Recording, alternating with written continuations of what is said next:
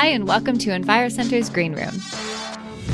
Meet the people on the front lines of climate action and find out what keeps them up at night.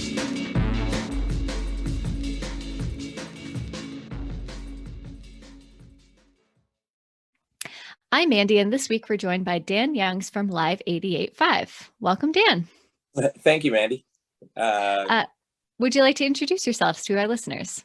I was just going to jump in there as I was jumping all over you. Yes, I'm the program director for Live 88.5, a radio station here in Ottawa. And we are Canada's first and only, unfortunately, carbon neutral radio station. That's great. Thank you. Thank you for being a guest today. So we ask all of our guests to bring one environmental fact to share. What did you bring with you today? Well, I'm not sure if it's a fact as much as it's an epiphany or an opinion, I guess, about things that have happened. And one of them is, I think your question specifically was something like, what are your major concerns with things going on in the world? And I think one of the biggest problems that we face is deforestation combined with desertification. The idea that the Amazon rainforest is actually being depleted at such a great rate that it's not being replenished fully, which kind of led to our little contribution here in Ottawa with the carbon neutral plan. We work with the Rideau Valley Conservation Authority to plant trees every year. So what we do is we figure out what our carbon consumption is, and that includes not just the station, but also the employees, their travel, anything else that's related to the station throughout the year. And that's us and our sister station. Then we plant the equivalent number of trees to offset that carbon, which works out to 10,000 trees a year. So far, we're over 62,000 trees, I believe, since we started that.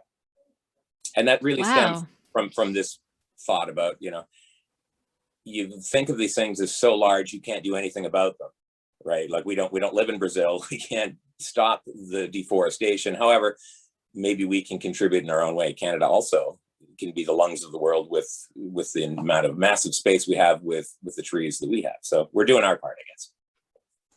Yeah, it's great to see it on the local level. So that answer might kind of jive with your answer to the next question, which is what climate problem keeps you up at night? It is the deforestation stuff, because you can see how the argument's always used, well, climate change is a natural progress. And that's absolutely true, that throughout natural history, we've seen how forests will dwindle, forestation and green will grow.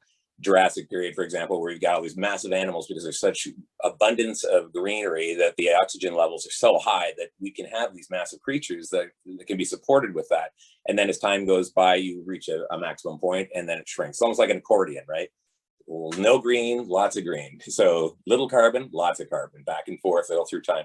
But I believe when we start doing things like deforestation and when we start putting down pavement, these are kind of new things in the last 100, 200 years that really didn't exist in nature before. And I think I kind of look at pavement as like a plaque. It kind of reflects heat and draws heat in it. It makes things a little bit more unnatural, I guess. The process, it speeds up the process combined with our emissions. I just kind of worry that we don't really have a great plan to kind of counteract that, because there's a lot of discussion about what we should do and what we shouldn't do, and talk with no action is not really that great. Very true. So you did talk a little bit about what Live 88.5 is doing in terms of planting a really great number of trees. That's awesome. So in addition to that, what is the solution? I got an idea, and it's just kind of pie in the sky thinking, but let's look at this from an economic standpoint. Like, Brazil deserves to have an economy. It's a massive country with a huge population, and a lot of this is based on trying to support their own economy. Well, they also happen to be the one spot in the world that has this giant, unique rainforest. So that's kind of needed by all of us. So it seems to me it would be fair that the world could support Brazil's economy by saying, instead of tearing this down to sell this to various manufacturing and mass farms that will produce stuff, what if we just paid you to protect this rainforest instead? So their job actually reverses, and instead of actually doing what the rest of us do, which is to build factories, et cetera, maybe that's not your main business. Maybe your main business is to plant trees and to protect the rare species and plants that exist in this thing. Because who knows what we're throwing out in there? We don't even know what's growing in there, in a sense. We're just kind of going in and plowing it down.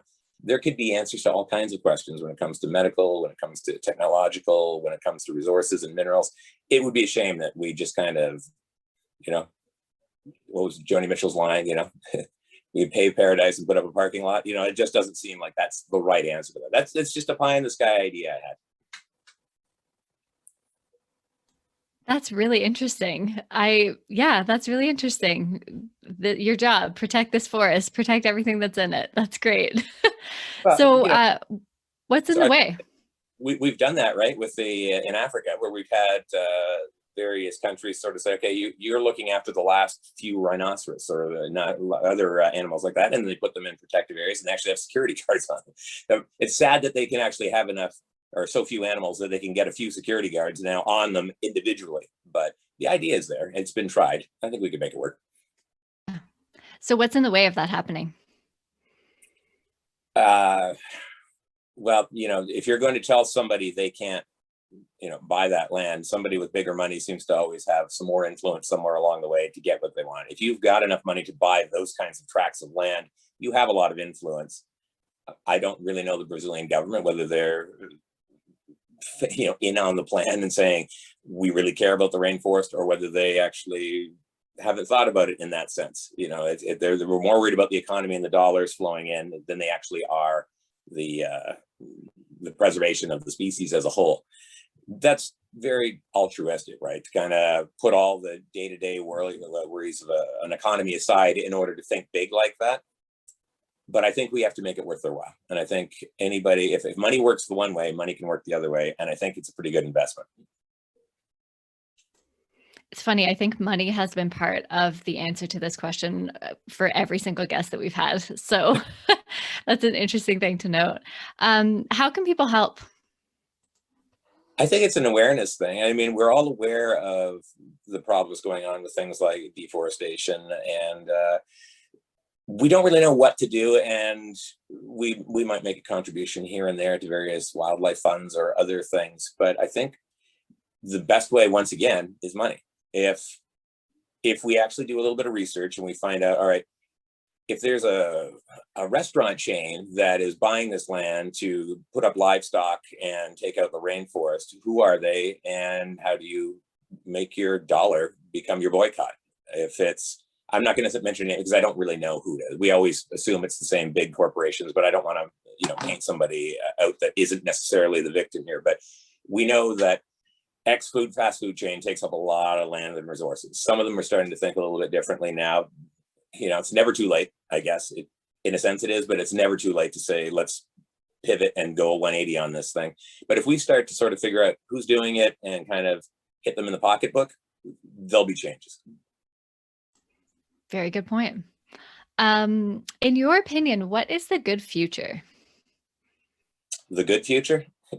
Well, I think the good future is when we all kind of understand that talking in circles isn't really what's going to get where we have to go. We have to actually have some action that falls out of it. And there's some things that are so obvious. I've mentioned the rainforest, but when you say man's impact through, you know, technological resources isn't really a factor because there's nature doing its own thing when it comes to climate change, for example. All you have to do is look in the ocean. When you see giant, vast swaths of plastic float around, it's like, that's a visual that says there's something wrong here. We have to figure that out. Why are we using these plastics? Why are we not recycling them? How can we not recycle these plastics? There's so many things we could be building with them. You know, we could get all this stuff, scoop it up. We could be creating new kinds of polymers, et cetera, that create, you know, instead of using wood, we could be using these for decks. We could use this for a lot of other things we build in life, for housing. Think of how much natural resources goes into housing that could actually be something that lasts a little bit longer, more durable, because it's made of these things that are supposed to be permanent anyway. If it's going to be permanent, why not put it in something that should be permanent, not a you know, a bottle of water that you drink once and throw away, but it's going to be around for 1,000 years. You know, that's why we have glasses. I just think we have to start thinking in terms of what's the viability and what is the long-term effect of our economic decisions. You know, we open up an electronic device we got, and the packaging is ridiculous inside it.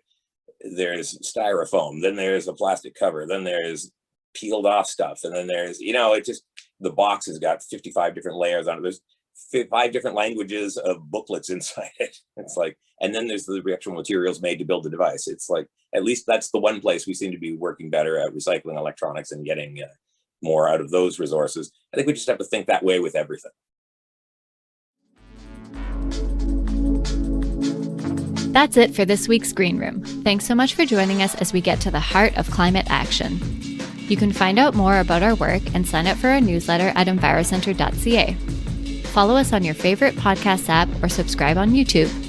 See you next time.